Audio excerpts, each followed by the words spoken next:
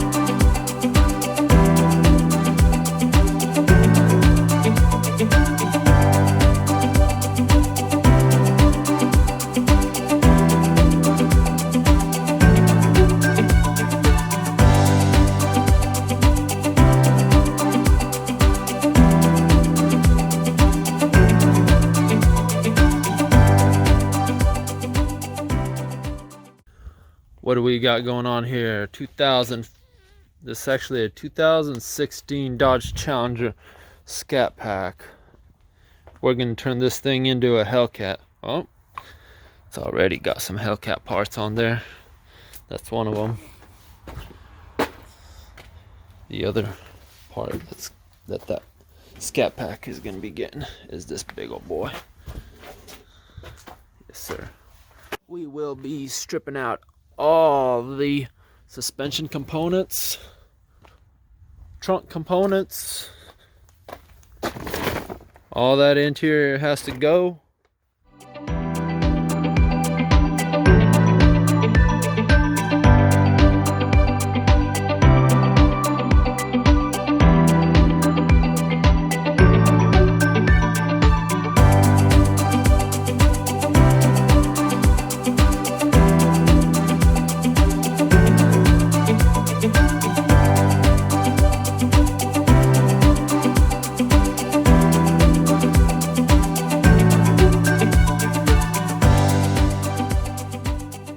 Got this 2016 Scatpack being turned into a Hellcat.